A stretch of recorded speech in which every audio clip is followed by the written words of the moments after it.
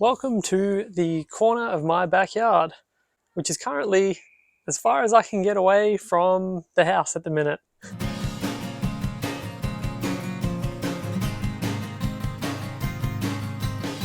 So today I'm going to give you a bit of an overview as to what went down at the Melbourne Show, which I organised and I guess you could say I hosted about a week ago. So the event went off without a hitch. It was a great success. Everyone seemed to have a really good time, but this guy didn't have such a good time in the setup. I'll explain a little more. So on Friday morning, I was down at the Melbourne Town Hall, all excited to set up a big event, and generally I need a couple of labourers to help me out.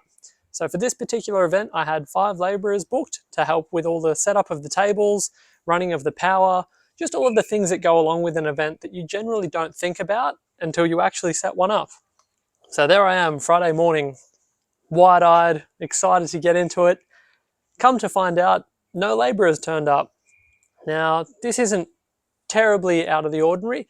Often when you have people hired to help you out, they can be a little delayed, held up for whatever reason.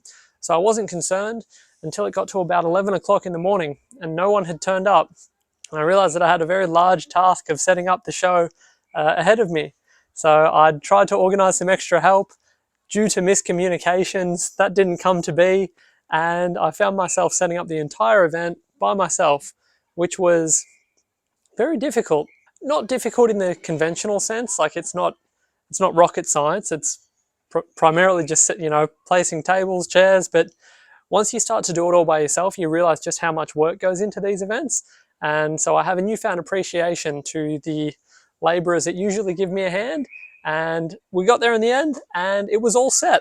I'll layer some footage in of the event, what little footage I was able to get.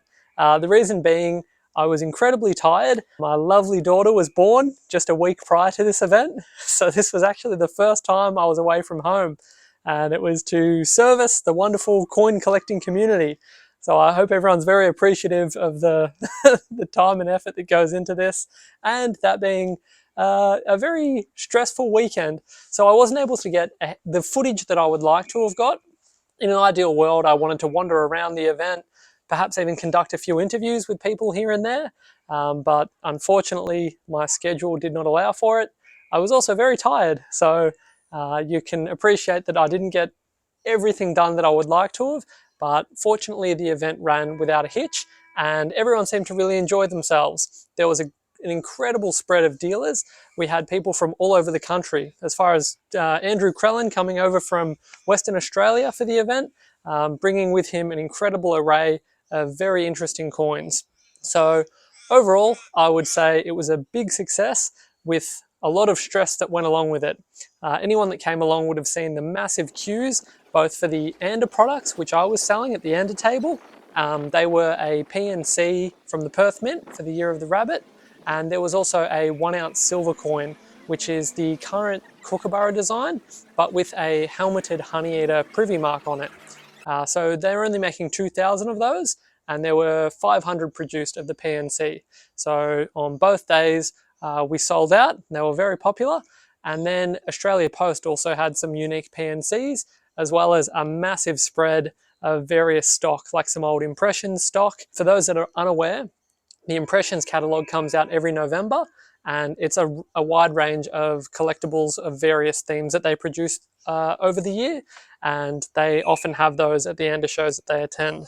So they are very popular, and as a result, there are big queues. So for those that are wanting to attend a show and may not be interested in those limited edition products, in order to avoid the massive crowds, I would usually suggest to turn up around lunchtime or a little bit after that.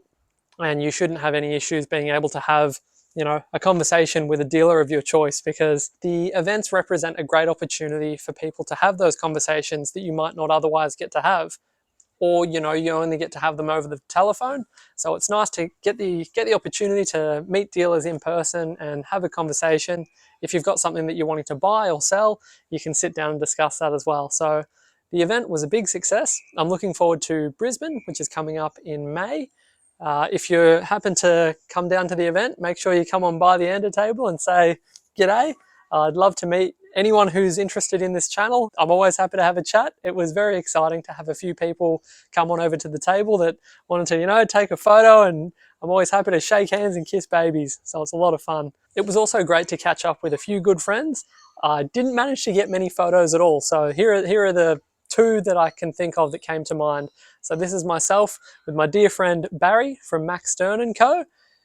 And here is a photo of myself with my former employer, David Jobson, as well as Scott Waterman, who is in charge of Imperial Coins. They were at the event doing accepting submissions for PCGS grading, and they also run Roxbury's Auction House. So Scott is a very interesting chap. He is now in charge of the Coin and Banknote magazine, which is currently undergoing a rebrand, and expect the first issue of his new magazine out shortly.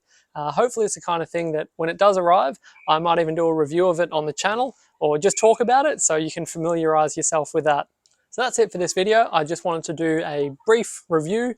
The show was incredibly stressful to set up, but once it was organized, it all ran very smoothly, and both dealers and people who attended the event seemed to be very pleased with it. So that's all I could ever hope for people to have a good time. A few people came along that were not previously interested in the hobby and developed an interest from there. So that's all you could really ask for from an event like this, is for people to come along, have a good time, and enjoy themselves. So I look forward to all of the upcoming shows. I'll put the upcoming dates in the description for the video. So we've got Brisbane, followed by Perth, and we'll finish the year up in Sydney. So if you come on down to any of those events, I'd love to meet you and have a chat, and look forward to seeing you there. This is, as I say, as far as I could get in terms of the great outdoors, a little corner of my, of my backyard, but all for good reason. So thank you very much for watching. I look forward to seeing you at a show in the future, and have a nice day.